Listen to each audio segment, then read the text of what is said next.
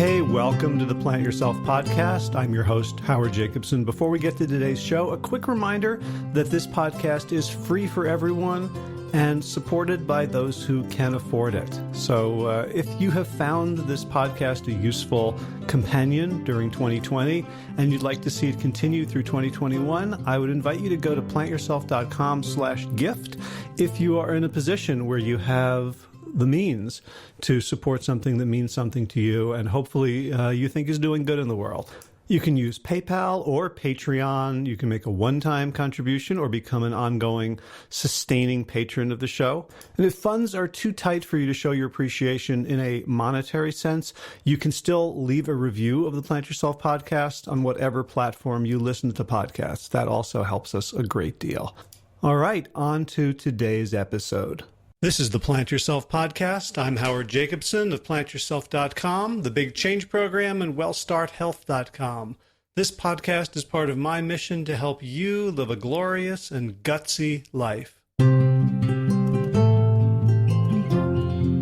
Today's guest is Dr. Will Bulsiewicz, who has given us permission to call him Dr. B. He trained to become a gastroenterologist, and he studied at some of the top GI programs in the world, like Georgetown, Northwestern University, the University of North Carolina, go Heels. He's board certified in both gastroenterology and internal medicine. Why am I trotting out his credentials to introduce this podcast? Because even with all that education, Will found himself unable to answer even his patients' most basic questions about what they could do about their own GI conditions, diseases, and distresses. What should they eat? He had no idea. What should they avoid? Don't worry about it. What causes gluten sensitivity, intolerance, and celiac disease? Should they eat local? Should they eat organic? None of that was covered in his medical education or his subsequent internship and residency. Instead, he and his fellow doctors were trained exquisitely in the cellular and molecular minutiae of pathology, of why things go wrong. It's like you study to become a highway safety engineer, and you're supposed to design safe roads and figure out speed limits. And instead, you spend a decade learning what happens in microscopic detail when a car bumper strikes different kinds of concrete barriers and the best way to repair those barriers following an accident, and never getting any training in how to design safe roads. It's crazy. So Dr. B grew tired of his role as diagnoser and pill pusher, and he dove into the scientific research on the link between nutrition, lifestyle, and this exciting, newly emerging field of microbiome studies. And what he learned, he implemented for himself, and he took lots of pictures. And so through his teaching and his social media outreach, he taught. He's got a popular Instagram channel, 10,000 plus followers, baby. And he's educating the world about the power of diet and lifestyle to give us a healthy gut and a healthy life. But first, a couple of quick announcements. First one is I've seen an uptick in downloads since I got an uptick in reviews. It seems to work in a pretty linear fashion. The more reviews I get, the more people discover the podcast. So if you're a fan, if you're a listener, if you think more people should have access to this information in this format, one of the easiest things you can do is write that iTunes review. If you're not sure how, go to plantyourself.com/review for a cute short little video that will show you exactly how to do it. Thanks. Second thing is, if you would like to get healthy, reverse chronic disease, lose weight, get fit, finally implement fully and sustainably and easily and joyfully the plant-based life that you've been flirting with, check out wellstarthealth.com. We are ramping up for a new cohort in July. You can read about the program at wellstarthealth.com. You can shoot me any questions at howard@wellstarthealth.com, and you can spread the word. What we do really well is help people put their intentions into practice and keep practicing until it becomes second nature. All right, so let's get to our interview. A lot of what Dr. B shares is stuff we do want to get into our lives. He's a very practical guy. He talks about exactly how to ferment cabbage into sauerkraut, lots of other things we can be doing. So there's a lot of theory, there's a lot of story, but there's also a lot of practical nuggets here. And so I hope you will put them into your life and spread the word. All right, so without further ado, Dr. Will Bulsiewicz, welcome to the Plant Yourself podcast. Thanks for having me on, Howard. It's a real privilege to be on your show. You've done amazing things with this podcast, and so I was really excited to have the opportunity to come on and have this conversation with you. Well, I'm excited too, and so you have given me permission to call you Dr. B, so I don't have to pronounce your name every single time, and I guess everyone else in the podcast, when they refer to you or reach out to you, you're Dr. B from now on. Totally. I actually love that. I actually love being Dr. B. It's sort of like the persona, that's my nickname. So I've grown to really enjoy being Dr. B. Yeah, well, I wanted to be Dr. J, but that was taken. So clever of you to have staked out a niche for yourself. There you go.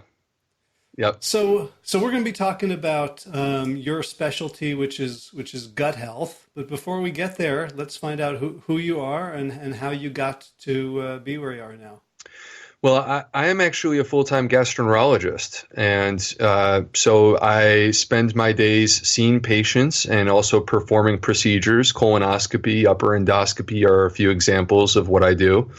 And my practice is in Charleston, South Carolina. So that is my day job. That's my full-time job. And I did 16 years of training to, basically become the person that I am with regard to that. But what's interesting is that, I went through this training process 16 years and, most of that time was 60 to 80 hours per week of just really hard work. And I emerged and I felt like there were things that were missing. I felt like there were things that I had not been taught. And so I'm someone who, I take my job very seriously. It's personal. It's sort of like part of the fabric of my soul. This is who I am.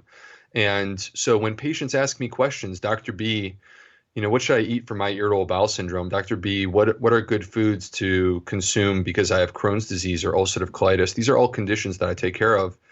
Those are very basic questions.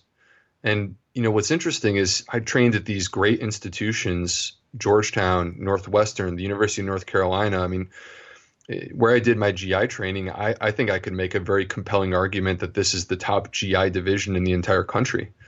And yet, that really wasn't a part of the conversations that we were having. And so after finishing my training and going into practice, people were asking me these questions and I felt like I needed to have good answers.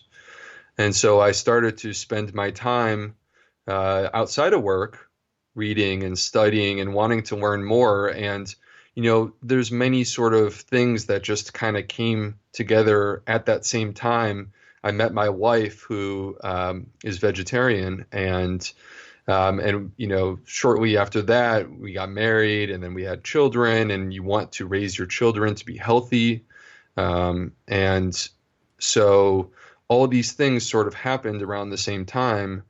And as I was studying and learning more about diet, I started to see it all come together in a way where it was clear to me that the way that we are eating in the United States is a tremendous mistake. And I would describe it as the likely cause of the vast majority of medical problems that exist in our country.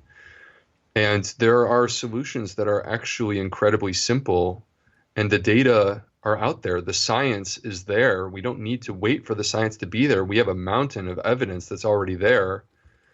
And as I started to study, it became much more clear to me that people were not getting the information that they needed. And so that's where I decided to start to share my thoughts on diet and nutrition and gut health, initially with an Instagram account. And I started to also get into public speaking and things like that. And so that's where I am today, is that I'm out there trying to spread this message about what is gut health and how we can use diet to really achieve that. Cool. So when you say you were in medical school training at some of the best places in the country, and you really didn't have a conversation about like what should I eat? Was there a conversation about causation, like in the first place, or was it simply like gut problems happen and here's what we know about how to treat them? So that is a great question. And what I would say is that, the breadth of what you need to learn to become a medical doctor is overwhelming. Just the course on pathology, which is the study of disease, the textbook is like 1,500 pages of the densest stuff that you will ever read. And the expectation for that course is that you are going to know that book backwards and forwards, and that your instructor has the right to ask you a question about literally anything that's in there. Like, just find a sentence and they can ask you a question about that. And so it's really easy to get drawn down into the weeds. And the medical training process focuses on those things. It focuses on, on sort of what is going on the cellular level, in terms of the, development of disease, and what can we do from a pharmacologic perspective to try to treat disease. And so you spend so much energy, a lot of hard work trying to learn and understand those things, that you lose sight of the bigger picture, which is, if you take a step back and you look from 30,000 feet, it becomes very clear when you look at the lay of the land that it's diet that's driving this. But the problem is that when you're down in the weeds, you're not really seeing it that way. And I think that that's one of the major issues, is that our training system is not actually designed for, at least us, allopathic physicians, Western trained doctors. Our training system is not designed to prevent disease. And that's one of the major flaws of the American healthcare system, is that we're reacting. We wait till you have diabetes. We wait till you have heart disease. And then we start to do things to intervene, when really what we should be doing is talking to people about diet at all visits, including, like, most importantly, OBGYN visits, and, pre-pregnancy, pregnancy, and then all the way through pediatrics into adulthood. Like, we should be having conversations on all of those levels to make sure that people understand, at least make informed choices about the food that they eat.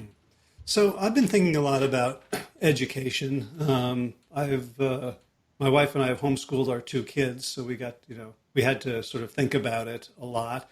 And when I look back on everything I learned, even from, like, basically junior high, high school, college on, it was nice. Some of it was fun. Some of it, you could say, sort of, served my personality or my soul, but very little of it was needed. Right. And I'm wondering, as you look back on your medical education, so I think it's, there's definitely a function for weeding people out, right? Who aren't serious, who aren't going to, just something they have to overcome. Right. A hurdle. And I certainly want my physician to be knowledgeable, but do you think that there's a different way that you wouldn't necessarily need to know in this day and age of computers and AI, the 1,500 pages of the pathology textbook backwards and forwards? Or do you think you need to know all that plus something else? Well, that is a really interesting question that I've thought about quite a bit myself. And my children are younger, but my wife and I are planning to homeschool our kids as well. And what you're talking about is streamlining the educational process. And I think that this is completely outside of what I think you and I planned to discuss today. But I love this topic because, as a country, I really think we need to be thinking about these things, because there's a lot of waste. There's a waste of effort. There's a waste of cost, in terms of teaching people things that are not necessarily applicable to what they're going to do professionally. And we can't have people, for example, for most people in this country, we can't afford to have people that go and spend, like these days, a kid could easily spend more than $200,000 just getting a college education.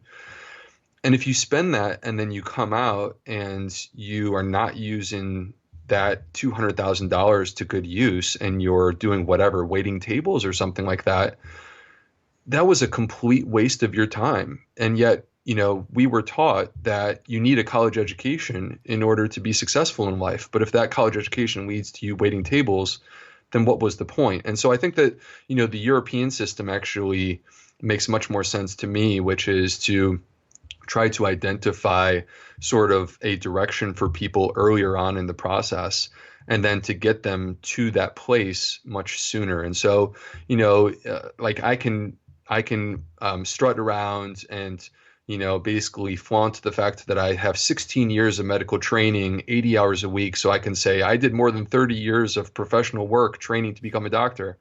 But the reality is that a lot of that probably could have been left out in terms of what I do on a day-to-day basis.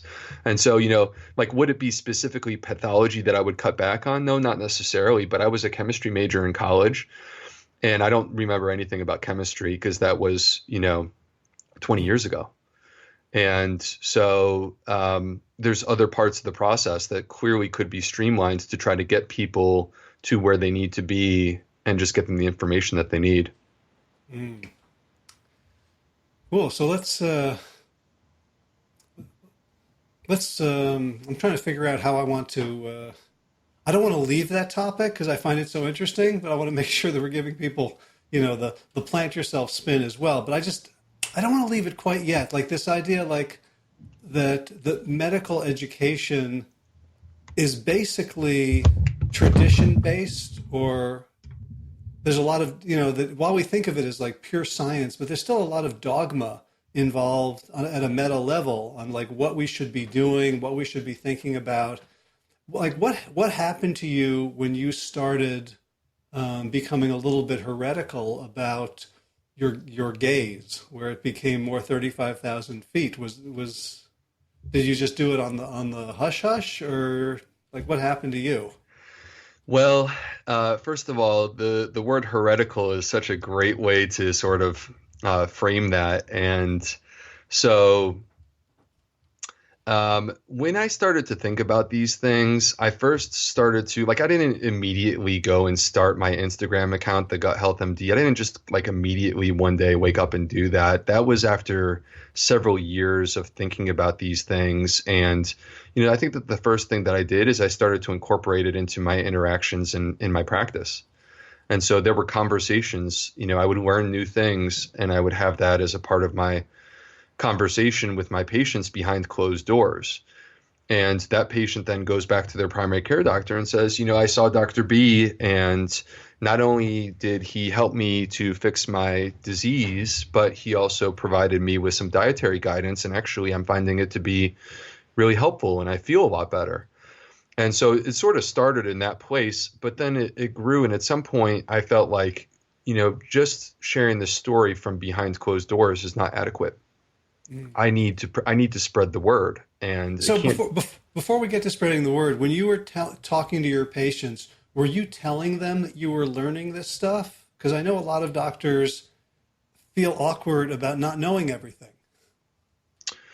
I guess I shared with them the things that I had been learning along the way. I don't know if I explicitly sort of laid out to them like, hey, here's what I know and here's what I don't know. And, there's a lot that I don't know. And I mean, honestly, sitting here right now with all that I've learned, with all of the reading that I've done, I become actually increasingly convinced that we know very little about what's going on inside the body. Like, I really think that we know about 1% of what's actually going on. And I think that hindsight, 50 years from now, we're going to look back at what we were doing in 2018, and we're going to probably chuckle and say, we were using blunt clubs when we should have had a scalpel. And so I think that there's clearly limitations to what we know. I think that there's clear limitations to science. And sometimes you have to be willing to take a leap of faith and just say, this is what I believe is going on. This is what I believe to be true. But, the nice thing is to in a way put a plant yourself spin onto this is, the nice thing is, when you're talking about the value of consuming plants, there is a mountain of evidence that exists that supports that. I mean, and it's on all levels. If you want to evaluate something from a scientific perspective, one paper is not enough to say that something is the truth. But when you see things that are recurring themes that are showing up on a basic science level, on a cellular level, on a population level, when you look at big groups of people, for example, I think that one of the great pieces of scientific evidence modern times is actually the blue zones. Hmm. And that was never meant to be like, I don't think that Dan Buettner meant for the blue zones to be a science project. He was just trying, but in a way he was just trying to answer a question. Are there populations of people who live to be 100 years old, and what do they live like? Right. Well, that was basically science before we had tools for intervention. The scientist was called a naturalist, right? They would Right. go out and just look at things that other people hadn't looked at, or just look at them longer and just sit more patiently. And Yeah. But, to get back to your original question of, how do you become this person who has a different take about what healthcare should be in our country? Well, from my perspective, I never really thought of it as I'm branching off or I'm doing my own thing or anything like that. I just kind of looked at it like, this is what I was trained to do. I was trained. I have a master's of clinical research. I did a fellowship at the University of North Carolina School of Public Health. I was trained to read and understand research. I was trained to be a clinical doctor. I did all this time at Northwestern and UNC. And so, I was prepared to form my own judgments. I don't need someone else to explain to me what a research paper shows. I can read that paper myself and understand it, because that's what I did. I was on a track to become a cancer epidemiologist, and the sort of what happened for me is I missed taking care of patients, and so I had to change my course in terms of what I was doing professionally. But to me, this isn't about being different. This is just about doing what's right. And when I see things that exist in the body of literature out there that people aren't necessarily talking about, then I think that it's important to call attention to those things. beautiful. So with that as a CV item, that you have this, the clinical background and also a strong background in reading and interpreting research. Tell us what's up. Like, what's your take on the evidence for a plant-based diet? Well, so my focus is gut health. I am very interested in nutrition, but I always tend to take a gut health spin when I'm looking at things. And so what's interesting from a gut perspective is that if you rewind just 12 years, go back to 2006, we knew almost nothing about what was going on inside of our gut. We knew nothing about the trillions of bacterial populations that live inside of us. At that time, 2006, we thought that there were only about 300 species of bacteria. And now we know that there's at least 10,000 different species of bacteria that can live inside the human body. There are some estimates that it could be 35,000. And so we discovered this massive ecosystem, and it's a central focus for our entire body and the way that it works. It affects our metabolism. It's in direct communication with our immune system. 70% of our immune system is inside of our gut. 95% of serotonin is produced in the gut. That is the happy hormone that controls our mood. They directly affect whether or not they directly affect how you process your food. For example, if you take the microbiome of an obese mouse and you transplant it into a thin mouse, and you feed that thin mouse the exact same thing that you were feeding it before, that thin mouse will now become obese. You have not increased the calorie consumption. You have just changed the microbiome, and you can change that mouse. And so we have realized. So I just want to put a little pin in that, because I think I've heard that before, but I've never really heard it in the way that you just said it. That it's isocaloric. You keep the calories the same, and a mouse with a different gut factory inside is going to become obese, which kind of puts a lie to the calories in, calories out model to a certain extent, does it not? There is no question. There is no question that the calories in, calories out model is an oversimplification. It's rational. which is the reason why it is stuck so hard for all these years. But that doesn't mean that it's accurate. And so it's very clear that the makeup of the bacteria within your gut determines the way that you process your food and will determine your weight. And it's very clear. And so to get back to your original question of, well, what's the deal? Like, what are the benefits of a plant-based diet? Here's what I would say. The greatest predictor of the makeup of your gut is the food that you eat. You show me what you eat, and I will show you what your gut what your gut looks like. Or if you show me what your gut looks like, I could probably tell you what kind of food you eat. So this is like when I go to Costco and I look at people's carts, and then I say, yeah, now I know why you look like that. Yeah, and that's right. And so we consume on average, each of us consumes about 3 pounds of food per day, which if you do the math and we keep it, nice and round and simple, that's 1,000 pounds of food per year. That is 78,000 pounds of food during a lifetime that each of us is consuming if we live an average lifespan in the United States. And that is the single greatest predictor of the makeup of your gut. And what we have learned in these last 12 years is that the food that you eat matters a lot. It is ultimately going to determine what is the mix of bacteria that you have. And so what's cool is that the consumption of plants has been shown in study after study after study to confer an advantageous mix of bacteria in the gut. These are bacteria that are less likely to produce obesity, less likely to produce diabetes, protective against cancer, strengthen the immune system, prevent autoimmune disease. And so I see these debates that are raging about diets. Like particularly I see people raging on about fad diets. Should we be high fat? Should we be low carb? We can all name a couple of them, the paleo diet, Whole30. And so I see people arguing over these things, and it's easy to get yourself lost in terms of what's going on. And here's what I would say. My North Star, when I want to know what direction to go, I look at the effect that something has on the gut microbiome. Because at the end of the day, if you alter the gut microbiome in a bad way, what we see is the manifestation of disease.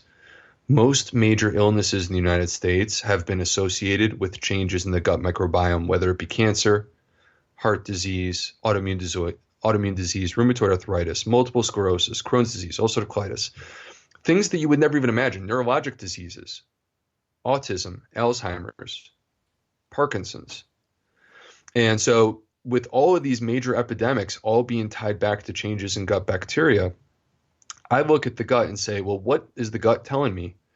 And what we see are studies that show us that the healthiest mix of bacteria in the gut is seen in patients that are vegan, populations that are vegan. And if you deviate from a vegan diet, it doesn't necessarily mean that you are going to cause dramatic, ridiculous, horrifying changes in the bacteria in your gut. But there are changes. There's changes that occur with the consumption of dairy or the consumption of eggs, and if you go down the line. And so, is there a diet that could exist where you're consuming those things?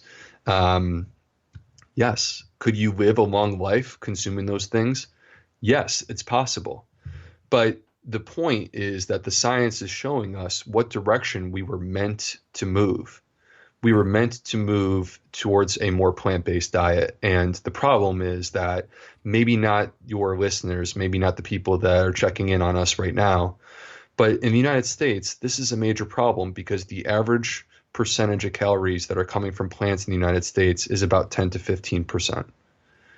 And that is pathetically low. And it is a complete inverse from what we see in the blue zones, which are all 90+% plant-based. So let's go back to fundamentals and like what is the gut microbiome? So I've had a few guests who've talked about it, but it's still, it's only 12 years old that we understand that it even exists and is important. So it feels kind of mythological or imaginary. Can you kind of give us a practitioner's understanding of what the thing actually is? Sure. So when we refer to the microbiome, we are referring to the population of microorganisms that live inside our body or could even be on our body. So when we just use the term microbiome, it could include the skin, or it could be the mouth or the vagina. There's a lot of different parts of the body that contain their own population of organisms. And so when I say microorganisms, we tend to focus on the bacteria because that's actually what we're learning the most about in these last 12 years. But there's a lot more to it than just bacteria. There's also fungi, which are yeast. An example of that is Candida, which some people may have heard of. There's a population of microorganisms that are called archaea. And archaea are single cellular organisms. They're only made up of one cell. And they've been around for 4 billion years. And you find them in all different parts of our planet. Like you could find them inside a volcano. But somehow we know very, very, very little about these organisms, the archaea. And then the fourth group, so bacteria, yeast, archaea, and then the fourth group is viruses. And so when we talk about things like having 100 trillion microorganisms in and on the body, actually we did not include viruses when we use that number, 100 trillion, because people have estimated that there are a quadrillion viruses in and on the body. And so all of these different populations are living in us, on our skin, in our mouth, inside of our intestines, and they are interacting with each other and creating a balance. And this is a part of who we are. If you were to look at us from a cellular perspective, there are data that suggest that we are anywhere from just 10% human to 50% human. So, you could have just as many cells that are coming from these guys as you do your own human cells. And there are some estimates that you may have as many as 9 or 10 of these guys for every single one of your human cells. And if that's not enough, then we could go to the DNA level. And there are data that suggest that 99% of the DNA that you carry is not your own.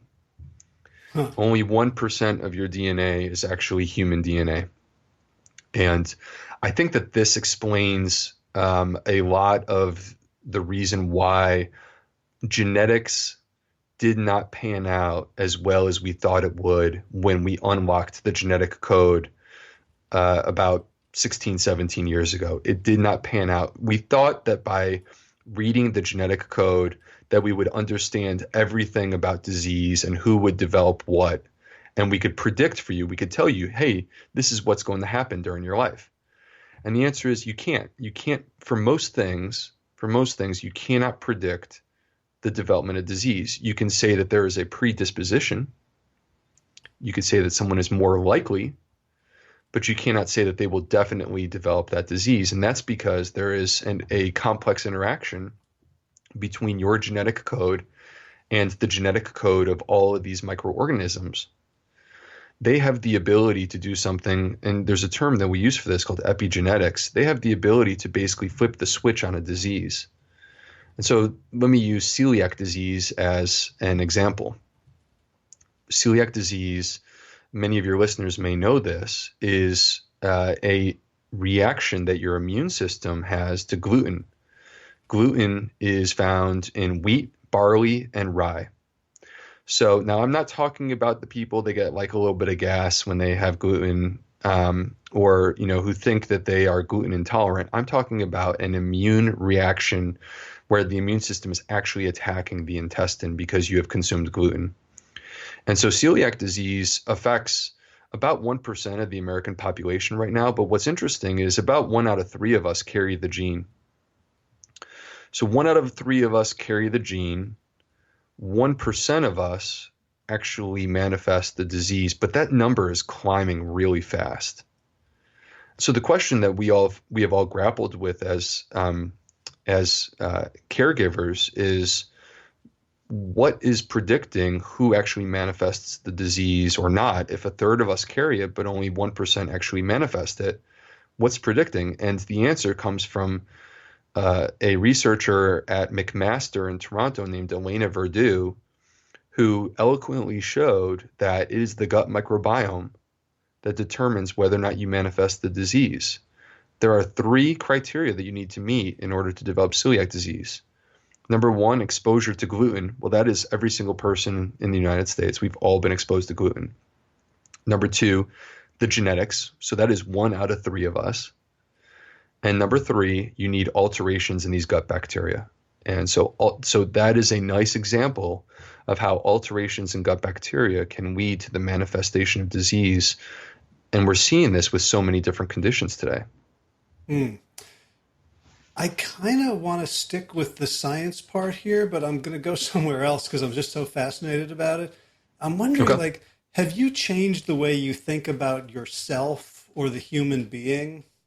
Like, just philosophically? Totally. Yes. I love that question. So to answer that question, I have felt humbled by the science.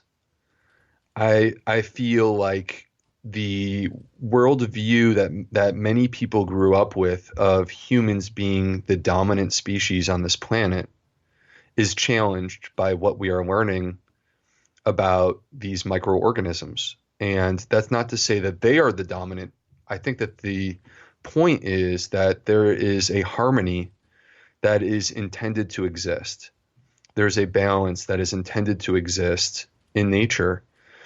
And that balance is not with humans being dominant over all other creatures on this planet, including trees and, livestock and whatnot.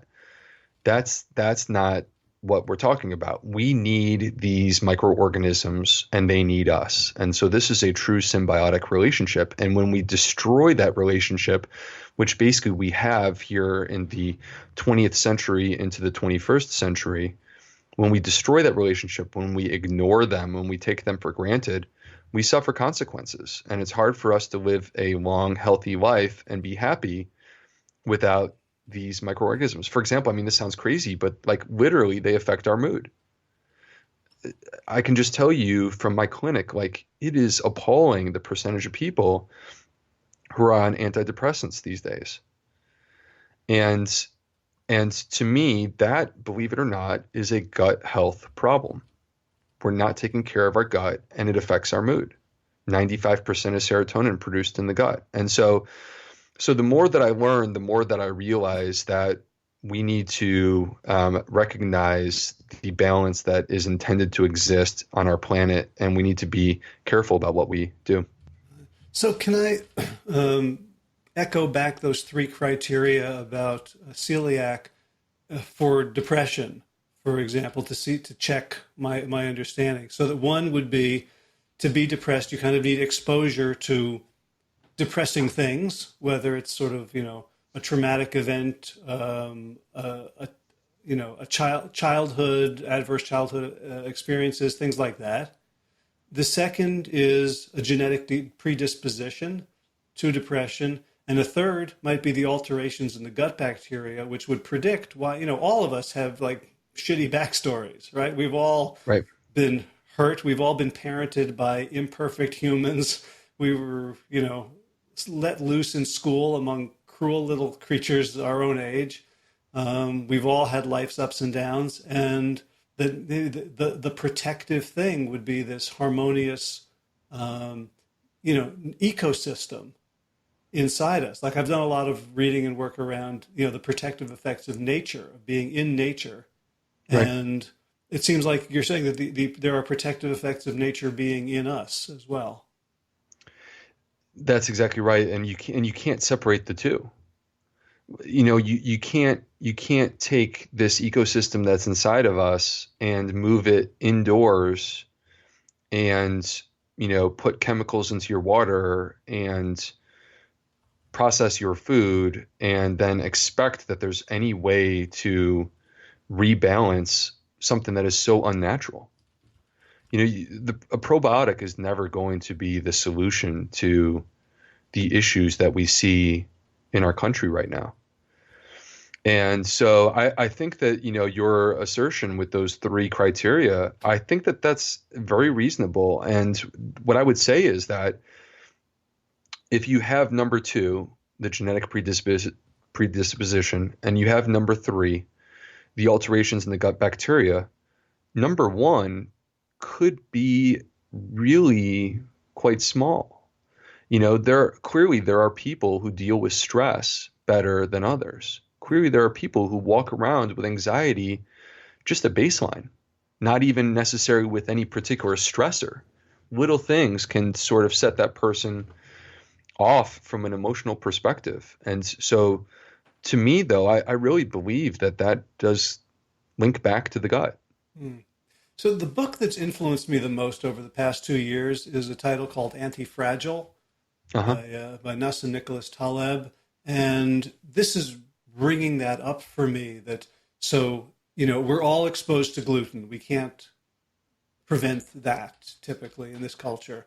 We're all going to have events that are suboptimal happen to us that, and that the only, if we don't have this resilience in our guts, then we're going to have to sort of bubble wrap ourselves and our children and carpet the world rather than, the metaphor of like putting on a pair of shoes, of being able to roll with the punches and deal with it. And we're setting ourselves up to only be able to thrive in a world that could never exist. Yeah, well, and I think that, part of the issue is that if you go back through history and you look at how did we get to this place, this is not just one thing. You're taking it too far if you pin all of our problems on one particular thing. This is a confluence of factors, but um, let me start with Louis Pasteur in France, a scientist. In the 1850s, the Civil War is about to happen and erupt in the United States, and he is studying the souring of milk and the fermentation of wine, and he starts to understand that it is microorganisms that may be the cause of disease. And that's the first time that we had known about bacteria before that time. But that was the first time that we connected the dot to know that it was actually bacteria that may cause disease. Prior to that point, we didn't really understand that. And so from that point forward, you have to look at the fact that in the 19th century, that's what was killing people. People were dying of pneumonia and the flu and things of that variety, infectious diseases. And so all of a sudden, it's like we need to protect ourselves. And so we start doing things. And I'm not saying that this is that these are bad choices. But we start doing things like we put chlorine into our water, and we discover antibiotics. And so, for example, antibiotics, that was probably the single greatest discovery in medical history. Instantly, when we discovered penicillin, you can add 15 years to our life expectancy. That is the biggest jump in human history. But the problem is that when you find something that works that well, adds 15 years to your life expectancy, it's natural that you're going to overdo it. It's natural that you're going to think that this is the solution to all of the problems that exist from a health perspective. And so we start doing these things where, we are sterilizing our water and putting chlorine into it. Chlorine meant to destroy bacteria. What do you think it does when you swallow it down into your gut? We are taking, we have antibiotics and we're overutilizing them in our medical clinics. Now you see the factory farming that rises up, and the factory farming industry realizes that if you give antibiotics to a cow, that cow will gain 15% more weight. And so 80% of the antibiotics in our country are given to livestock that people turn around and eat. And, you can imagine the residues of those antibiotics are still in that meat that they're eating. Processed foods, there are 5,000 or 6,000 chemical preservatives that exist, many of which are found in our food and yet not registered with the FDA. And none of these have had adequate study to demonstrate to us that they're safe to consume for a long time. And so, you see these confluence of factors. Listed? Are they listed on the packets, or do we not even know? Well, they're supposed to be. They're supposed to be, and there are about 4,000 registered, somewhere in the number. I mean, I'd have to double check where the number's at now, but there's about 4,000, between 4 and 5,000 total chemical preservatives that are registered with the FDA. But here's the thing: 80% of that number that are actually registered, 80% have never had human testing. Only 20% have had any human testing. And when we say human testing, what are we talking about? We're not talking about giving it to someone for years to see if they can tolerate exposure to the chemical. We're talking about like, hey, they took it for 3 days and they're still alive. Huh. So the standards that we hold for our food industry are completely different than the standards that we hold for our pharmaceutical industry. And that can create issues because we're allowing shortcuts. And then people are eating these foods. And how do you prove with the mix of foods that someone eats on a daily basis, where the average American, 55% of their calories comes from processed food? How do you prove which of those chemicals is actually the problem? How would you ever do that? That's impossible from a scientific perspective to do that unless you want to just literally eliminate all of them and then reintroduce one at a time. And so it just creates a lot of issues. But then, beyond that, Howard, it's not just our food. It's not just our food. The car, like, what percentage of people walked to school who grew up in the 50s and 60s, and what percentage of people walked to school in 2018? It's the amount of time that we spend inside. It's the television. It's video games. Like, we're not outside the way that we were before. It's also urbanization. And so this is a complicated topic, and there's a lot, but basically what it is it's the movement to a modern lifestyle that we have done in a very short period of time. So if you look at human history, us humans have been around for, I mean, it depends on which estimate you believe, but like 2.5 to 3.5 million years. And so when we think about things like the pyramids were only 5,000 years ago. So that is less than 1% of human history right there, 5,000 years, when you hold it up against 2.5 to 3.5 million years. So we evolved a certain way, and then abruptly, all of a sudden, here we are, and it's the 20th century into the 21st century, and we're making all these radical changes. We're moving inside. We're not exercising. We sit at a desk for our job. We're eating 55% of our calories are processed food. 30% of our calories are coming from animal products that are pumped up with antibiotics and hormones. And then you just look at that and you see what's happening in our country. And I hate to say this, but this is Darwinism. This is survival of the fittest. That's really where we're at right now. And when we talk about evolution, I think one of the important points that people need to understand about survival of the fittest and evolution is that evolution only cares about you surviving long enough to procreate. It does not matter what happens from an evolutionary perspective from that point forward. You could be completely unhealthy in your 40s, 50s, 60s, and 70s, but if you had children, then you reintroduced your genes into the gene pool for another generation. And so, I guess what I'm trying to say is that if we want health and we want longevity, we need to engineer that, because evolution is not going to provide that to us. We need to engineer health and longevity, and we need to look at ways for people to live longer, healthier lives that are not stricken with disease. Well, you could say that, but I'm also hearing something else, that if we don't want health and longevity, we have to engineer that, which is what we've done, right? In the pursuit of comforts and modernization. It sounds like the default for the people in the blue zones who weren't even thinking about it was that you live in harmony with the natural world. And after 3 million years of hard knocks, we've kind of figured out how to do that. And even though once our children are able to procreate, we're basically more or less useless, unless you want to look at the grandmother effect. Right. That the world kind of wants us to be healthy to have a longer health span than we're currently having. Right. You're absolutely correct. It's unintentional. We have unintentionally engineered an unhealthy lifestyle. And it's interesting to put, the American lifestyle up against the blue zones. And what you see is that the differences are striking. And in many cases, we're polar opposites. Hmm. So the people who are the healthiest people in these blue zones, and by the way, for your listeners who may have not read this book, what we're talking about is that Dan Buettner started off writing an article for National Geographic about 12 or 13 years ago with the intention of trying to find populations of people on the planet who live to be 100 years old at a rate that is off the charts. And so the term for that is centenarians. He wanted to see a high proportion of centenarians.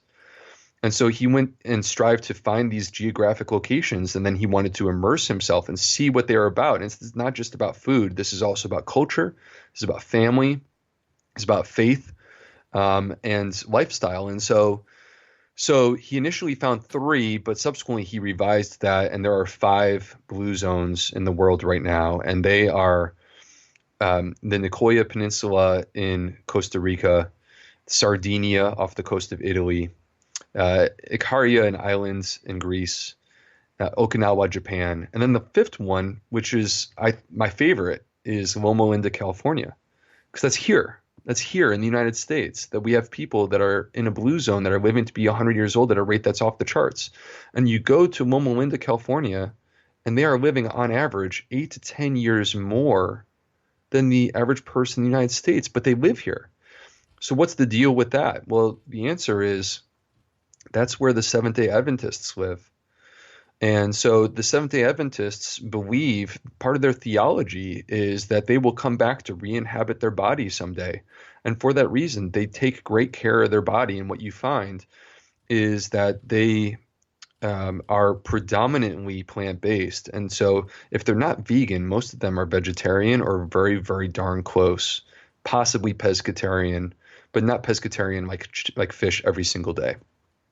And so that's the way they eat. But even from a cultural perspective, it's about community. They have gatherings on a weekly basis and get together. And obviously their faith is very important to them. And so, there's this entire lifestyle that they have, and it's very different than what we see in the United States where, even for me, like I know what the blue zones say. I know the way that I should live, but I go at this fast pace and I don't know how to break out of that, Mm-hmm. So the pace of, like, I woke up at 5 o'clock this morning to do work and see my patients, and here I am doing this podcast, and I'm going to do probably more work after this. So Yeah, well, I like to think of the metaphors like we're all trying to play, basketball in an ice hockey rink. yeah, That there's no way. I guess you could just sort of drop out and say, well, I figured this out. I'm going to go find a community and drop out of the modern world. But I kind of, you as a healer and me as a promoter of healing, I think we feel like we have an obligation to kind of, stick it out and try to shift the culture at large a little bit. right.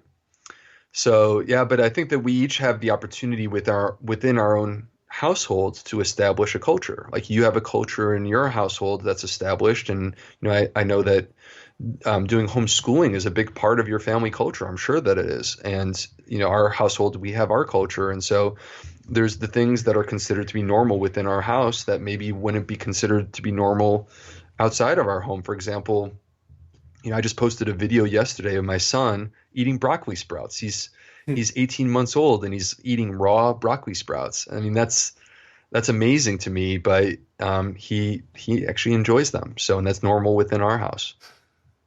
Great. You have to send me, is that on Instagram? It was a story, so it's already disappeared. But yeah, you know what? I can find it and send it to you, though. All right, we'll link to that for the incredulous. There you go. The incredulous parents who are like, I can't get my 18-year-old to eat broccoli.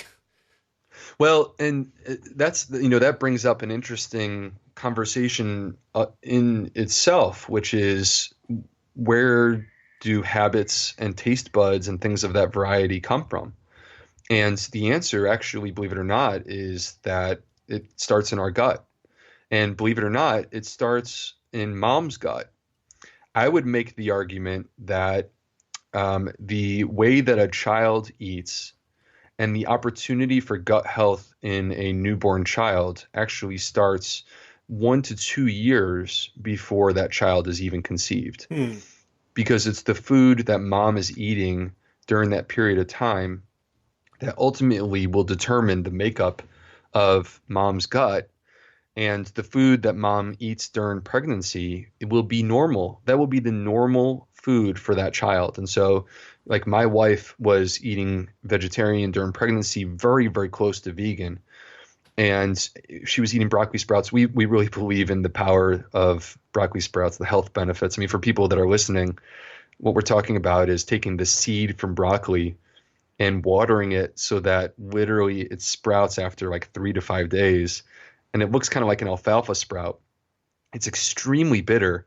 And we have learned in our household to embrace and love that bitterness because it's a chemical, it's a plant-based chemical, a phytochemical called sulforaphane that is probably the most powerful anti-cancer chemical that exists. And so we love broccoli sprouts in our household. And my wife was eating them every day during pregnancy. And so here it is, my son. This is proof of principle. Like, this food, to 99% of Americans, they would say that's disgusting or it doesn't taste good. That's what they would say because it's so bitter. But in our household, this was normal for my wife during pregnancy. This was normal for my wife when she was breastfeeding him. And now here he is, and he's 18 months old, and he's eating broccoli sprouts. It's amazing. Yeah, we had a little side business. My son started doing microgreens, and he was growing broccoli sprouts, and it was very hard for me to let him sell them because like there's a limit to how much you can get for a little bag of sprouts at the health food store. Right. And but I knew so much more. Like I had this, this uneven knowledge where I knew how valuable they were. Like, I'll just keep these. Right. Right. Nice. You know, a little stash on the side. And so I guess it makes sense. So if you're feeding, we talk about culture, like, the culture of your household, but also it's the same word for like what Pasteur was studying, like these cultures within us, that if they are, whatever we feed is what remains and thrives and grows, then if it wants to keep getting fed and it's got access to all our neurotransmitters, then it makes sense that it can like place orders, right? Like we're the line cook, and the order comes in saying I need more plants. You just summarized it perfectly. That's exactly what it is that these bacteria speak our language using these neurotransmitters. And so they have the ability to control our impulses. And this is why people who try to make radical changes in their diet, if you eat a lot of candy, a lot of sugar, you're going to have a gut microbiome that's built wanting those calories, wanting that processed sugar. And it's going to be hard for you to make any sort of radical change because you're going to have that craving, that impulse to want to get more of that, because this is survival for those bacteria. And so, these bacteria in our gut, they need energy just like we need energy. Their energy source is the food that we eat. And so if you feed them unhealthy food, if you feed them fat or processed sugar, you're going to have bacteria that are really good at processing fat, processing sugar. And on the flip side, if you feed them plants, you're going to have bacteria that are incredibly efficient at taking that plant and getting all of the health benefits out of it. And so that means all of the different phytochemicals, of which there's thousands, and we know very little about them other than we believe that all of them or most of them are very healthy. And also, my favorite part of nutrition, what I believe to be the greatest secret in nutrition that no one is talking about, are things called short chain fatty acids. And so, most people have the conception, I even had the conception after I finished all my medical training, that when you consume fiber, it's in one end and out the other. And so we have to start off with this and say that fiber, to use the word fiber is like to use the word protein. You're describing a family. Not all fiber is the same, just like not all protein is the same. And so when you consume fiber, though, there are specific types of fiber that we use the term now prebiotic, biotic, as opposed to probiotic. And so this prebiotic fiber gets down to the colon unchanged and then is transformed by the bacteria inside of you, magically transformed into these short chain fatty acids. And these short chain fatty acids, if you look them up on the internet, if you look up the research studies that are available and you go down the laundry list of medical conditions in our country, I would make a strong argument that you would see an improvement in most of the major diseases if people were getting adequate amounts of fiber. And so, like there are clear-cut data that suggest that they lower our cholesterol, that they prevent heart disease, that they make our immune system stronger. And because our immune system is stronger, you are less likely to have autoimmune disease and you're less likely to have cancer. There's even evidence that they directly protect us from cancer, such as colon cancer. So it's like there's gut bacteria that act extremely rationally in that they would say, well, we don't want our host to die or to become so, cancer stricken that they can no longer eat. So we are going to adjust our diets to support our environment, our ecosystem that we know supports us. Those bacteria sound a lot smarter than human beings. Well, at the end of the day,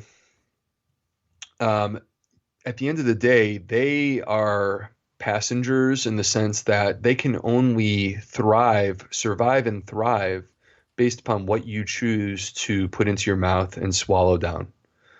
And so if you choose to consume more plants, then you will have those bacteria that are designed to help you live a long and healthy life. But on the flip side, if you're consuming, animal products and processed foods and processed sugars, you're going to have this divergence. It's a different type of bacteria. And that's what we're seeing in the Western world, is that they've done studies where they compare the microbiome of a Westerner to there's actually, believe it or not, still native tribal people that live on our planet. For example, there's a population called the Hudzu. And they've done studies where they look at the microbiome in the United States and compare it to the Hudzu, and they see these striking differences. For example, the Hudzu have up to 1,600 different species within their gut, and in the United States, we are a fraction of that. And so, what is it about what they're doing? Well, the Hudzu, they don't have exposure to processed foods. They don't have any of the sort of modern things that we have in the Western world, and they're consuming 150 grams of fiber per day. And here we are in the United States consuming, on average, if you're a female, 18 grams of fiber per day. If you're a male, 22 grams of fiber per day. It's a fraction of the way that we evolved to eat, and we're not getting the health benefits that we should. So there is so much that I want to talk to you about, but I want to make sure we get some practical tips for people who are freaking out right now. Okay. So let's take the person who resembles your description of the sugar eater who keeps trying to get off sugar, but finds that there's this the rebound effect of the bacteria that are in there. Like what can people do if they want to improve their gut health? And let's start with food, and then maybe there's some other lifestyle things as well, like you mentioned the water and being outdoors. Totally. So first of all, let me say that the greatest predictor of a healthy gut is going to be the food that you eat. In fact, there was a study that was done by Rob Knight, who's a researcher at the University of California, San Diego, and he has this project. It's called the American Gut Project, that allows him to have not only microbiome data from across our country, but also information about lifestyle, the way that people live, the way that they eat. And so he put a bunch of variables into an equation without any bias and asked the question, what is the number one predictor of a healthy gut? And what he found was that the number one predictor was the diversity of the plants that you eat. And so, if there is one take-home point from this of developing a healthy gut, that's where I would start, is the diversity of the plants that you eat. So you can be a vegan, but if you literally only eat kale all day long, you are not going to be that healthy. We need to look for opportunities to diversify the types of plants that we consume. If you go back to the person who has, I would describe as a sugar addiction, and they're looking to improve their gut health, I would start by saying, look, we want to introduce a healthy diet. We want to be more plant-based, but we need to make these changes over the course of time. You can't just wake up one day and do this, because otherwise you're going to have that rebound effect that you and I have been talking about.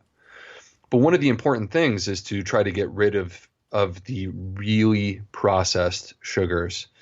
And that includes artificial sweeteners. Artificial sweeteners, just because they have 0 calories, does not mean that they have no influence on your gut microbiome. We have seen in some of our studies that people who use artificial sweeteners have a worsening of their diabetes. How does that make sense? Like, we didn't really get that. How is that possible that your diabetes would get worse when you're consuming a 0 calorie sweetener?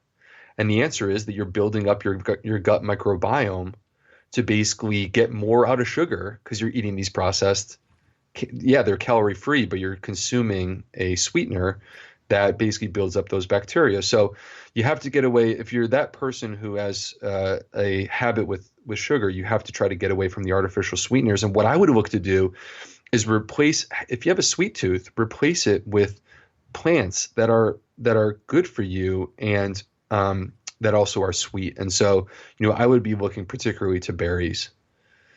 And I think, there's clear-cut data that demonstrate that there's reduced risk of diabetes associated with the consumption of different types of berries, raspberries, strawberries, etc. So that's one of the places that I would start. But if we're talking in general, excluding just that particular person, and just talking in general about building a healthy gut, to me, I think that we all need to strive to consume a diversity of plants. And then the other lifestyle factors. Can I ask about that before we go on? So yeah. My first thought was that, well, isn't that contradicted by like blue zone cultures where they just have, like, they're basically eating more or less the same thing every day? Like, when I think about a diversity of diet, I think, oh, Thai today and Chinese tomorrow and Mexican on Thursday and, Italian on Friday. Help me understand what appears to me to be a little bit of a paradox. Well, I think that there's a complexity. There's a complexity to it that needs to be acknowledged when you're discussing, the blue zones, because they're not shopping at Whole Foods, as you said, like, they're growing their own food, but they have certain advantages that we don't have. They're growing their own food. They have healthy soil. Your food is only going to be as healthy as the soil in which it's grown. And so you could eat, organic, but if it's coming from nutrient poor, burnt out soil, it's not going to do that much good. It's not going to do nearly as much good for you as it could if you had a compost pile in your backyard and grew your own garden. And so I don't think that the only thing necessary to have a healthy gut is the diversity of plants. Obviously, there's more complexity to it than that. And I really think that one of the more underrated things is, the health of the soil in terms of the plant that is grown. Mm-hmm. That needs to be acknowledged, that, not all plants, like, just because it's a tomato doesn't mean that it's the same as any other tomato. I'm sure we've all had the experience where either you or a friend grows a tomato in their garden and you taste it and you're like, oh my gosh, right, that tastes completely different. And so, and there's a reason for that, which is that the soil was much more healthy. So I think that there's a lot to this, and it's not as simple as one factor in the equation. Mm-hmm. The diversity of the plants is a big part of it. We have whittled down the way that we eat over the years. Most people in the United States, a salad is lettuce, iceberg lettuce, and maybe some tomatoes on top. And they're not even putting a carrot or a cucumber or anything else. And that might be all the plants on their entire plate, or it might be something that comes out of a can. Mm-hmm. So you're saying that while we're eating within the industrial agricultural system, and we're not back to horticulture, either our own gardens or local, that diversity of plants is a great marker for the kind of diversity of life that could grow a healthy biome. Absolutely. And the reason why is each of those plants is going to confer its own unique health advantages beyond just the bacteria that are naturally resident on the plant, but also the mix of phytochemicals, antioxidants, vitamins, minerals, all of those different things. People may not think about their plants this way, but our science has shown us through the years that the bacteria that are living on these plants and help them to grow are the exact same bacteria that are part of a healthy gut microbiome. For example, if you go to your store and you pick up organic cabbage, take it home, chop it up, put it into a mason jar, and cover it in a sea salt water solution. And you have to submerge the cabbage. But you add literally nothing else. 3 ingredients: cabbage, sea salt, and clean water. That's it. Give it a week, it will turn into sauerkraut. And so that fermentation process, that transformation of the food from cabbage into something that is tart and complex in terms of its flavor, a little bit acidic, that transformation occurs because of the bacteria that are naturally resident on the cabbage. And what's interesting is if you go and you look at probiotics, many of the probiotics have things like, for example, next time you're at the store, look at them. Lactobacillus plantarum. Guess where Lactobacillus plantarum comes from? It comes from plants. And you will find it resident. You will find it resident on cabbage. So if you eat that cabbage raw, you will get some Lactobacillus plantarum. But if you culture that cabbage, if you ferment that cabbage, you will magnify the Lactobacillus plantarum because you will give it an opportunity to multiply and grow and become more dominant. And so I guess the point being that the diversity of plants makes sense because it's not just the nutrients, it's also the diversity of the different bacteria that are resident on the plant that could confer advantages for your health. Gotcha. So I'm just kind of a fountainhead of objections right now. So I'm hearing Dr. Alan Goldhammer in my head warning me about sodium. So is there, and yet the lacto fermentation is done with salt, right? There's other forms of fermentation that will do boiling water and vinegar, but the kind that's sort of easy and gives you all these cultures is done with salt. Is there a trade-off there? There is, I think that there is a trade-off, and it's an interesting discussion, but here's what I would say. When you ferment your food, this is not going to be the main course. This is not going to be the dominant part of your plant, of your plate. Mm-hmm. This is meant to be a garnish. Gotcha. When I consume sauerkraut, I am basically taking usually 4 or 5 solid bites worth and putting that in the corner of my plate. And that's what I'm consuming. And so it's not a big bowl. So I've been doing it wrong for years then. Do you do a lot more than that? Yeah, it's kind of addictive. Oh, it's totally addictive. No. So the flip side is if you were to take it to an extreme, go to Eastern culture, go to Korea. And so I love kimchi. I'm sure you do too. Mm-hmm. But in their culture, consumption of fermented food is part of every single meal. And it has a much more dominant part of their plate of, what is considered a normal diet for them. And so there are some concerns about the possibility, the connection with things such as stomach cancer. But here's what I would say. Here's my retort to that. Number one, I don't think that there's many people in the United States who are going to come anywhere close to consuming that level of fermented food that they are in Korea. Number two, the number one life expectancy in the world right now is Japan, who consumes a lot of fermented foods. And the the country that's supposed to overtake Japan in the next few years to have the longest life expectancy is actually Korea. Hmm.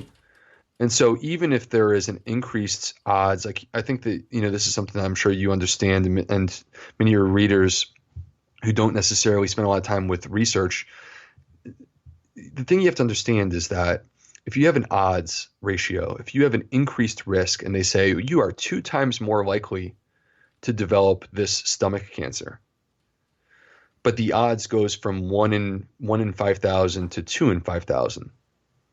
Right. And the question is, what's the base rate? Right. Right. Exactly. And if you're looking to scare someone, and we do this too in the plant-based community, we'll say, with you have an 18% increased risk of something, and it sounds like, it's a big deal because we're thinking from 1 to 100 as opposed to from like 1 in a trillion to 18 in a trillion. That's exactly right. And so any food comes with risk, right? Like I was touting broccoli sprouts, but it's possible for E. coli infection to be transmitted with broccoli sprouts. We have to think about things like there are more than 100,000 deaths from people using drugs the way that they were prescribed to be used by their doctor on a yearly basis. And we don't talk about that, yet you would not believe how many questions I get from people that are fearful that they make their own sauerkraut and they're going to hurt themselves by making their own sauerkraut or by making their own kombucha or something of that variety. Let's talk about kombucha, because my wife makes kombucha. I think it's one of the coolest things in our kitchen is this giant SCOBY in a jar. And then I was hearing, I think it was on Nutrition Facts, a couple of videos from Dr. Greger that he doesn't really recommend kombucha. But I really enjoyed drinking kombucha, so I would like you to to tell me good news about that habit. Well, I do drink kombucha.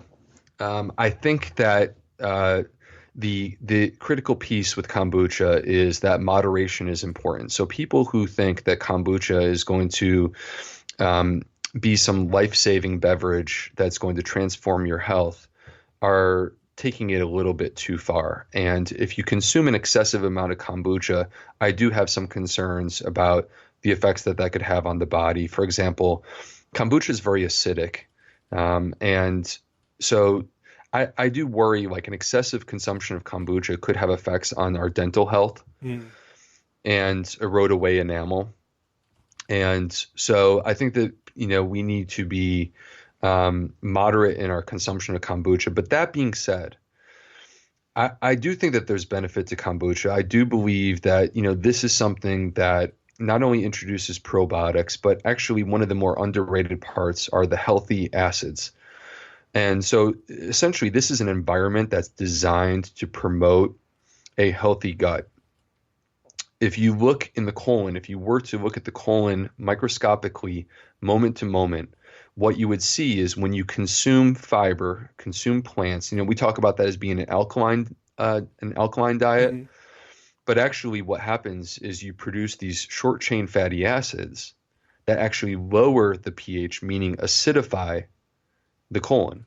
So the colon actually becomes a little bit more acidic when you consume plant-based foods. And that's actually a good thing, because what you see on a microscopic level, if you were to be sort of tracking what's going on moment to moment, is you would see the emergence of more healthy bacteria, and you would see that the unhealthy bacteria actually get pushed to the side because of the environment that you have created. So I do think that's one of the advantages of kombucha is so actually the acidic. a little bit of stress, and I hear this a lot about like cancer treatments that cancer is a very weak cell. So if you stress it in certain ways, then the stronger cells survive. It sounds like that if you create some sort of stressful environment in the gut, that preferentially favors the kind of bacteria that we want, as long as you do it in moderation and in specific ways.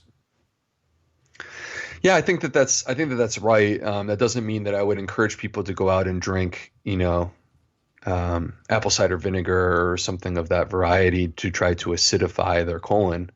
But I do think that one of the potential benefits of kombucha is the acidifying quality that could confer a advantage in the gut microbiome. Gotcha. So I don't want to take this too long. I would love to have you back to just do a very practical interview if you'd be up for that. Of course. Yeah. To add more things to do to your already crazy Western lifestyle. Yeah. But can we end with a couple more top level tips for people who want to improve their microbiome health? Okay. So beyond striving to consume a diversity of plants, I am a believer in filtering our water. And so I see chlorine, like we touched on this a little bit earlier in our conversation. Chlorine destroys bacteria.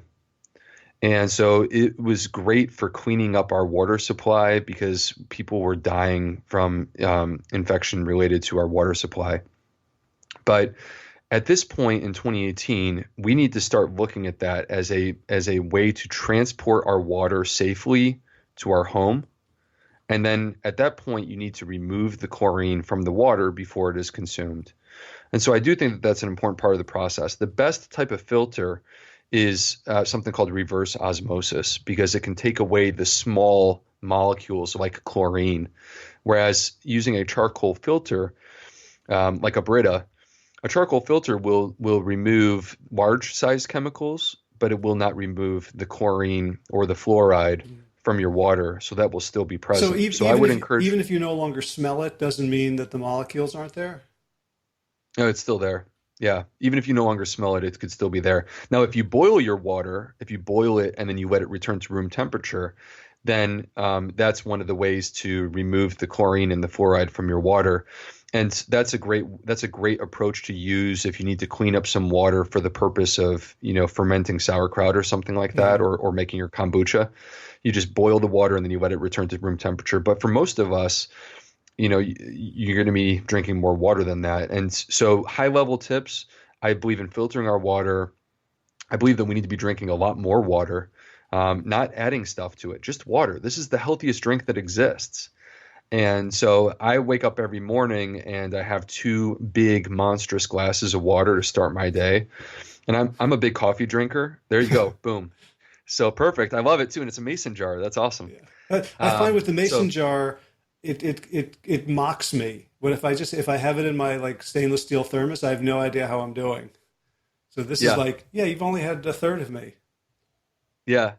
I love mason jars because I there's just something about them, and they're not expensive and they're fun to drink out of. So anyway, I believe that we should all be waking up in the morning, have 2 monstrous glasses of water. I'm a big coffee drinker, and ever since I started doing this, I actually feel so much more energy in the morning. So I think that's part of it. I think we need to be careful about our medicines. People may not realize that things like non-steroidal drugs like ibuprofen, Advil, Aleve, all can have a serious effect on the gut microbiome. Oral contraceptive pills, and of course, antibiotics. We need to be careful about our antibiotics. I don't know that this is your community because this is Plant Yourself, but I will say, for anyone who's a consumer of animal products, I really believe that we need to, if you are going to consume animal products, then you need to go organic because that's the only way that you can be sure that it's free of hormones and antibiotics. So, right. And while we're on that topic, you mentioned the paleo and Whole30 and all these fads, and we can sort of duke it out. And I think their science is very questionable, and very highly reductionist, but they can find stuff, right, to say that we need meat because it does this for us, or it's got this, or it's got this concentration. I don't think they're completely. I think they believe their assertions, even though I don't think they're mostly correct.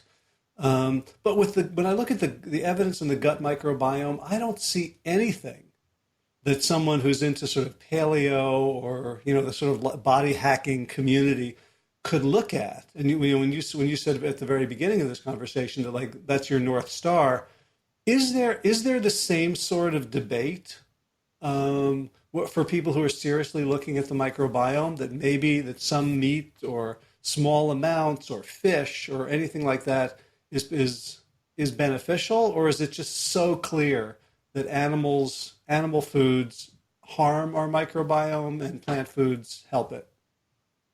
Well, that is so, you know, let's just try to be as fair as we possibly can and remove any sort of bias going into answering this question. And because, the thing is, there are things that we don't know, and there's a lot that we're going to learn in the next 20, 30 years. I'm looking forward to seeing where things go. But what I would say to answer your question is this. I have not seen studies that have clearly demonstrated to me any sort of health advantage in the gut microbiome with the consumption of animal products. I have not seen that. What I've seen are studies that show us that there are clear-cut changes even between a vegetarian and a vegan diet. And I would look at diets as being on a spectrum. On one end would be a vegan diet, and on the other end, I would put the modern Western diet. Hmm. And so there is a gradient that exists, and this is not like, this is not levels. This is not just moving up in increments. This is a gradient. It moves fluidly. And so the closer that you are to a vegan diet, from what we can tell, the healthier the gut microbiome is. And what we have is we have data that clearly show that the consumption of animal products leads to gut bacteria that love and thrive in an environment with bile salts. So bile is produced by the liver. It's a digestive juice. And the intention of bile is to absorb fat from our food. And so bile is released by the liver in response to a fatty meal, which is why people that have gallbladder issues, if they eat a fatty meal, they get an exacerbation of their gallbladder pain.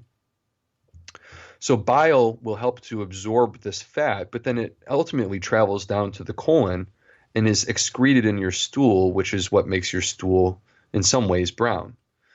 It gets processed. Bile gets processed. It's not the original form when it comes out of your bottom, and it becomes a secondary bile salt.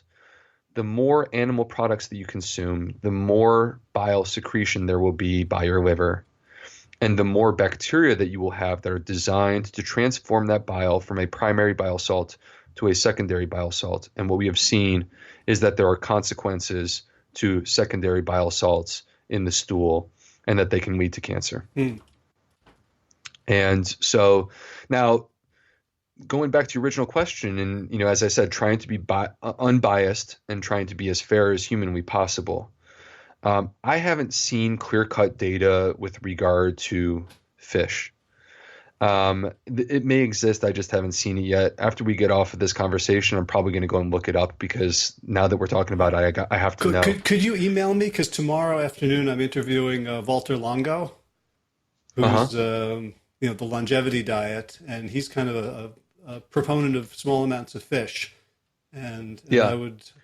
I'm very curious if there's data that you find that we can kick Well, around. and so totally, and so I can understand because there are population-based studies, there are epidemiologic studies where in some cases they demonstrate benefits to the consumption of fish, particularly when we're referring to a cold water fish that's a fatty fish, such as a sardine or salmon. And so really what they're referring to are the animal-based omega-3s, the omega-3 fats. And so, that to me would be interesting to find out what is the effect on the gut microbiome of consumption of, say, salmon, on a moderate basis. There may be a place where that is beneficial. If I were to say that there's an animal product that's likely to provide benefit, that's what I would look at. All right. Thank you. So any other high level lifestyle tips before we close this episode? Well, I think that fermented food should be a part of the American diet. I think that we should all not make it a dominant part of our diet, but we should all look to start to incorporate fermented And foods. do we have to like shred the cabbage and do it ourselves, or can we buy it in a jar? You can buy it, but it's never going to be as good as if you made it yourself.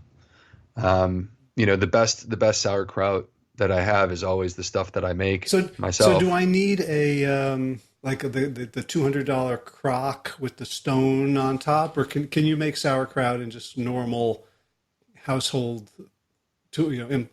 implements? Sure. You can make it with stuff that you have at home. And so, let me just walk you through the process real quick in case people are interested. Basically, what you're going to do is you're going to buy some organic cabbage, and you're going to bring it home, peel off the top layer or two, but you're not going to aggressively try to clean the cabbage because that's where all the healthy bacteria are. So it's reasonable if you want to gently rinse it off a little bit, but you're not going to try to like aggressively clean it. And chop it up into pieces that are the size that you would like for your sauerkraut. So me personally, I like a crunchy kraut. I like it kind of thick. So I tend to cut it up into thicker slices, but some people like it thin and a little bit more soggy. And so you can do that, whatever you prefer. So, but once you cut it up, all you have to do is get that mason jar, like the one that you have. That's a quart-sized mason jar that you showed me. And so take that mason jar and start packing it with this cabbage. Now you don't have to add anything else. Me personally, I like to cut up a couple cloves of garlic and stuff it in there. Sometimes I'll put some caraway seeds in there as well. But at the end of the day, you literally can just put cabbage in there, and you put it into a jar. And ideally, you try to really sort of pack it in there tight. And so if you have something that you can use that's slightly smaller than the mouth of your mason jar, to just push it down. That's what you do. Like it looks to me like a can of beans would be perfect. Yeah, that makes sense. And so you get that really packed in, and then the key is that you need to actually put some sort of weight on top of the cabbage to keep it held down. If you go to Amazon, you can buy these things called pickle pebbles or fermentation weights. They also call them fermentation weights. And so they're not very expensive. You can get 4 of them for, I think, $20. And so you get one of those and you put one on top. If you want to use something from your household, you could certainly do that. I mean, you could literally take a rock from outside and clean it off and put that on top. And but basically, the key is that the cabbage needs to stay submerged. It needs to be underwater. And so once you have that, then what I do is I use sea salt, and I have purified water from our reverse osmosis filter. But again, you could boil water and let it return back to room temperature. And I'll mix the two, and I don't use any. You can find on the internet proportions. I don't use proportions. I do it by taste. And so to me, the taste that I'm shooting for is enough salinity, enough salt taste for me to be able to tell that the salt is clearly there. But not so much that I wouldn't, literally take a swig and swallow it and drink it. So, I tend to try to strive to be on the lower side of salinity for the reasons that you mentioned earlier. There's not really a health advantage to getting more salt from your fermentation. It's just really for flavor that you're doing it. So I mix the water and the salt separate from the jar of the cabbage. And cold or hot? You could do either. You could do either. Many times, because I'm taking my water straight from the water filter, I do it cold. But in the past, when I didn't have that water filter, I would boil water and I would add salt to it. The only challenge there is that if you're doing it, obviously boiling water, you just have to be very careful when you're tasting it to make sure you don't burn yourself. So then once you have your water solution, and you have your cabbage that's basically weighed down with something, you just pour the water solution over the top and you cover the whole thing. But you got to leave some headroom. So I'll always leave a couple inches of headroom. I don't fill the cabbage all the way to the top. I'll fill it typically about 75% of the way. and cover up with water, but always leave a little bit of room at the top, because when the cabbage starts to ferment, it will actually swell up a little bit, and so the water could actually tip over the top of your jar if you don't leave some room. So, and then what you do is, if you're using a traditional mason jar and you have your little lid, you put your lid on, but you don't clamp it down super tight. You make it so that if pressure builds up inside the jar, that pressure can be released because the lid will pop open a little Okay. bit. Because I, Um, I went through this lacto fermentation kick a few years ago, and I ended up like going to brew stores and getting these airlocks, yeah. they were really hard to clean, and they made a huge mess. This sounds much easier. Yeah, and so the airlock, the advantage is that you basically set it and forget it. So you once you seal off um, your cabbage, then you basically can put the cabbage wherever it is that you're going to ferment it and just leave it alone. But if you don't have that, you can also burp your cabbage on a daily basis. And so what that means to burp it is to just go and open up the jar once a day and just to release any pressure that builds up. What you'll see if you start to ferment sauerkraut is that typically after 2 to 3 days, you will start to see a lot of bubbles in there. And that's a beautiful thing. That's a reaction. That's a natural reaction from the fermentation process, that it produces carbon dioxide gas. And if you think about it, fermented foods don't produce nearly as much gas when you eat them as non-fermented foods. Like, you eat cabbage compared to sauerkraut, the sauerkraut will not produce nearly as much gas in your body.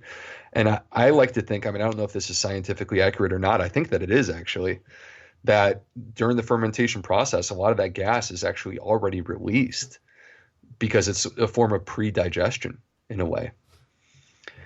And so anyway, typically what I'll do, one thing I'll say, like, every food that you can ferment has different conditions that make it thrive. Sauerkraut likes cooler temperature. And so when you're fermenting sauerkraut, ideally the temperature is less than 70 degrees. You can do that in your home, in a closet. I like to put it in my garage. I just put a batch out yesterday, and I'm hoping that everything's going to work out. It'll probably be my last batch of this particular year, because down here in South Carolina, it's starting to warm up, and spring is clearly here. So after about a week of the sauerkraut, fermenting, I start to taste it. And so you will know that fermentation is working when you taste it and it tastes like sauerkraut instead of salty cabbage. But what's cool is that if you just give it time and you let it continue to ferment, it will keep getting better and better. And it's hard for me to describe what this means, but for whatever reason, it just tastes better the longer you let it go. And it's like wine. Like, how do you describe that a wine has been aged better? I don't know how to describe that, but it clearly tastes better, and that's the same is true for sauerkraut. Right. Yeah. You can sniff the screw off top. But it's, Yeah, exactly. I'm giving away my expertise around wine. But, yeah, I think I have a better nose for fermented foods than. There you go. So yeah, so anyway, I think that we should all strive to try fermented foods. And just like when it comes to plants, I really believe that a diversity of fermented foods is a good goal to have in mind. Each type of fermented food is going to confer different types of bacteria, different types of advantages. So, and then just to kind of close things out, there are clear-cut data that show that good sleep habits confer advantages to the microbiome. That exercise confers advantages to the microbiome. That spending time outside and that sun exposure confers advantages to the microbiome. If you walk within 4 or 5 feet of a tree, your body is, this is like, it sounds like voodoo, but you are coming into contact with the bacteria and the microbes that are resident on that tree when you stand 4 to 5 feet away from it. And so just by going outside and leaving our hyper sterile environment in our home, you have the opportunity to come into contact with microbes that could be of benefit to you. Ooh, I know what I'm going to do as soon as we get off this call. You go for a hike. Yeah, just go out in my backyard and hug some trees. Yeah. Yeah, I've kind of become a tree hugger, and I really never thought that I that's not who I conceived myself to be, but Yeah, but you I'm a thought you big were believer. you and not 100 trillion microbes too. That's true. That's true. Yeah, no, that's kind of changed my perspective on myself. So yeah, Awesome. Well, this is Dr. B. This has been an amazing conversation. Um, I love the thought that you've put into explaining it and describing it. I love the kind of the gravitas and authority with which you kind of lay out what we know and are humble about what we don't know. And I really would love to have a continued conversation. I feel like this, if I didn't have other things to do, this would be a great, inaugural long form 3-4 hour, Rich Roll, Tim Ferriss type conversation, because there's so much more to go into. But nice. I Well, really appreciate the work you're doing. And before we let you go, how can people follow you, find out more about you, and what else do you offer people who are not in South Carolina in the way of continuing education? I guess the bottom line is I just have felt that there's a message that needs to be shared, and so that's what I'm currently doing. And at this particular point, I mean, I do have people that reach out to me and want me to help them, individually, and I'm not yet doing that, although I do hope to be able to do that sometime soon. But at this point, what I would encourage people to do is come find me on Instagram. My name is The Gut Health MD. Come find me on Instagram. Come find me on Facebook. Follow me. Like my Facebook account, which is also Dr. B, The Gut Health MD, which you can also find at The Gut Health MD on Facebook.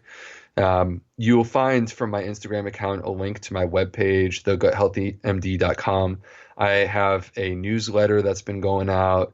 I actually, kind of fun, right now on Instagram, I'm doing a tournament of plants. And so I picked out 16 plants that I love, and I'm having them basically go head to head against each other. And I'm letting people use the vote feature on Instagram to decide who wins. So, for example, on Friday, it was kale versus spinach, and it was a super close vote. Hundreds of votes, it was decided by less than 10 in terms of the difference, but spinach won, which really surprised Ooh. me. So all of you people who feel like your votes don't count for national politics, here's a chance to redeem yourselves. Yeah, exactly. And so right now, like actively right now, while you and I are talking, we have black beans taking on cabbage. And I honestly, this is going on for another 2 hours, and it's been so close today. It's been back and forth between the two, which is really cool. I mean, like, what are the chances that it's like literally 50-50, but it's been 50-50 all day. And last time I checked, black beans was up by a little bit, but cabbage could still pull it out. So we'll see what happens. Okay, well, no one listening to this will have a chance to affect those outcomes unless you believe in non-temporality and non-linearity of reality, in which case, as long as you don't know the answer, you can affect the past and the future. Well, you could do that, and also the tournament. I guess the reason why I'm sharing it is just because it's just fun, and the tournament's going to be going on the entire month into May, and so depending on when people are listening to this, you should still potentially have the opportunity to come and join in and check it out. Awesome. Yeah, I mean, we turn to the sports pages and we see animals up against each other all the time. The Rams and the Cardinals, the Eagles and the Falcons. So I don't know why no one's ever named a pro franchise after a vegetable before. Yeah, that's right. Well, maybe whoever wins the tournament should be the next pro franchise. So it would be interesting. Well, all right. So we'll put all those links in the show notes, and I'm looking forward to meeting you sometime. So I'm in North Carolina, so we head down to Hilton Head every so often. So I'll give you a call and we can exchange sauerkraut. You'll definitely have to let me know if you're cruising through. And I head up to North Carolina quite a bit, and would love to see you next time I'm up there. And Again, I'm really honored to have the opportunity to come on your show. This has been such a great show for people that are interested in a plant-based diet. And I'm glad that we can have a real conversation where, I'm not trying to spin this. This is not some agenda. This is just science. This is just science. And the science is showing us this is what we should be doing. So thanks for everything that you're doing. Oh, my pleasure. It was great meeting you, great talking to you. And thanks for taking the time today. Cool. Thanks, Howard. Take care. So, dear listener, did you come away from that with a laundry list of things to get into your life? I sure did. The 2 glasses of water, the 2 monstrous glasses of water in the morning. That's become something that I do. I just get this big quart mason jar and I make sure it's filled. And the first thing I do in the morning is sort of glug at least half of it down. I'm also looking at those fermentation weights or pickle pebbles to start fermenting. I've been doing fermenting for a long time using very, very complicated stuff from the like the beer store, these airlocks and things like that. And this seems like a much easier method with a lot less mess. So I'm going to get into that as well. You can find links to those products and to everything we talked about in the show notes for today's episode, which is plantyourself.com/277. And if you're new to the show, you can catch up on 276 archived episodes over at plantyourself.com. In garden news, all the same stuff is growing. The blueberries, raspberries have kind of fizzled out. We got our first couple of apples from an apple tree that we planted last year. I'm not expecting too much yet, but they're exciting to see and to pick. And lots of greens. And we got our first almost ripe, full-size tomato. In running news, I'm alternating between long, slow, hot recovery runs and short sprint workouts in preparation for the Ultimate Disc Championships in Chicago on July 20th. If you're in the Chicagoland area and you'd like to come out and see old men sweat and wheeze and gasp and drink pickle juice, email me, hj@plantyourself.com, and we'll find a time to get together. And of course, I can't leave the podcast without mentioning that this podcast is supported by listeners like you and listeners unlike you, a whole host of listeners. And I would love to add your name to the roll call of honor of people who put their money where their mouth is in spreading this message. If you'd like to join that group, go to plantyourself.com, just go on the right sidebar and you'll see a link for Patreon, and there you can set up a simple, easy monthly recurring payment that helps me do this job better, easier, with greater degree of ease and freedom. All right, time for the gratitudes. Thanks to Will Ridenauer for allowing me to use Sabali Dawn, the Dance of Peace, as the theme music for this show. Check out willridenauer.com. Every so often I should spell his last name. It's not obvious. It's like Ride, N-O-U-R. So Will, RIDENOUR.com to find more of that gorgeous kora music from Western Africa. And of course, thanks to all of you podcast patrons. Kim Harrison, Lynn McClellan, Anthony Disson, Brittany Porter, Dominic Marrow, Barbara Whitney, Tammy Black, Amy Good, Amanda Hatherley, Mary Jane Wheeler, Ellen Kennelly, Melissa Kopp, Rachel Behrens, Christine Nielsen, Tina Sharp, Tina Ahern, Jen Volkanovsky, David Bizek, The Mysterious, Michelle X, Elsbeth Feldman, Victoria Dolomanova, Leah Stoller, Alan Christensen, Collie Peck, Michelle Andrew, Josina, Julianne Roland, Stu Dolnick, Sarah Durkis, Rhymes Circus, Kelly Cameron, Wayne Pedersen, Leanne Peterson, Janet Selby, Claire Adams, Tom Franzik, Jeanette Bedden, Gila Lestaire, David Donahue, Blair Cyber, Dorona Vizov, Gio and Carolyn Argentati, Jody Friester, Ruth Ann Funderburg, Misha Rosen, Mike Warbeck, the equally mysterious Tracy Z, Alicia Lemus, Rebecca Hughes, Val Linneman rhymes with cinnamon, Nick Harper, Stephanie Holmes, Martha Bergner, Nicole Ramsey, Susan Ahmad, Molly Levine, the inscrutable Harry R., Susan Laverty, the Panda Vegan, Craig Kovic, Adam Scharf, Karen Burr, Heather Morgan, Ashley Corcoran, Kelly Machia, Deanne Norton, Bonnie Lynch, Planet Happy Oregon, Sabina Kurtzels, Nigel Davies, Marion Blum, Teresa Copel, Rutledge, Julian Watkins, Breed O'Connell, Brian Sheridan, Sharon Hirschman, Kate Rose, Linda Ayat, Julie Lang, Home Hedegard, Izatuzin Connie Hainline, Aaron Greer, Alicia Davis, Aviva Lael, Heather O'Connor, Carolyn Jensen, Shirley Orlikowski of Plant Power for Health, Karen Smith, Scott Morani, Karen and Joe Crabb, Titania Lewis, Kirby Burton, Teresa Carell, Kevin McCauley, Elizabeth Rothschild, Kelly Baker, Miracle Ann, Jesse, Cheryl Dwyer, Jenny Hazelton, Valerie Peltier, Peter W. Evans, Colleen Harrison, Justine Divitt, Joshua Summermeyer, Dennis Bird, Darby Kelly, and Lori Fanny for your generous support of the podcast. That's it for this week. As always, be well, my friends.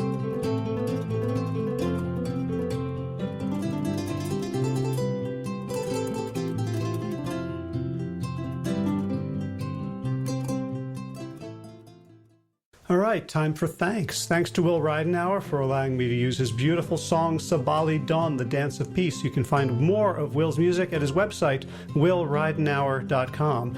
And of course, thanks to all of you Plant Yourself podcast patrons. Kim Harrison, Lynn McClellan, Anthony Disson, Brittany Porter, Dominic Maurer, Barbara Whitney, Tammy Black, Amy Good, Amanda Hatherley, Mary Jane Wheeler, Ellen Kennelly, Mr. Cobb, Rachel Behrens, Christine Nielsen, Tina Sharp, Tina Ahern, Jennifer Kanofsky, David Bizek, The Mysterious, Michelle X, Elspeth Feldman, Leah Stoller, Alan Christensen, Colleen Peck, Michelle Landry, Josina, Sarah Durkis, Rhymes with Circus, Kelly Cameron, Wayne Pedersen, Janet Selby.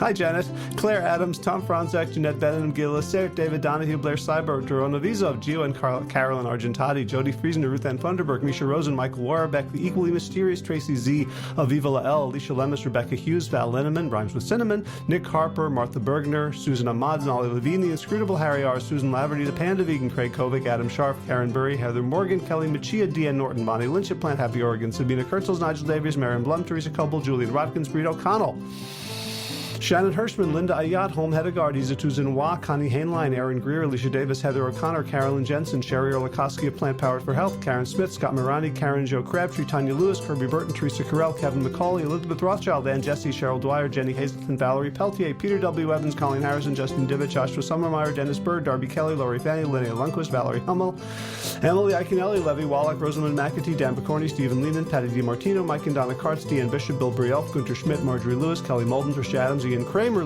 Nancy Sheldon, Lindsay Bayshore, Gunmarie Hagan, Tracy Gullich, Laura Heaton, Meg from Mama Says, Rochelle Kennedy, Diana Goldman, Stacey Stokes, Ben Savage, Michael Kay, Holly Butler, David Hughes, Connie Rogers, Claire England, Sally Robertson, Paran Ganshi, Amy Daly, Brian Tourville, Mark Jeffrey Johnson, Josie Dempsey, Karen Schmidt, Pamela Hayden, Emily Perryman, Olga Sidorowska, Allison Corbett, Richard Stone, Lauren Vaught of Edible Musings, Aaron Hasty, Sean Owen, Sagar Nayak, Erica Piedra, Danielle Roberts, Michael Lushton, and Sarah Johnson for your generous support of the podcast. That's it for now. As always, be well, my friends.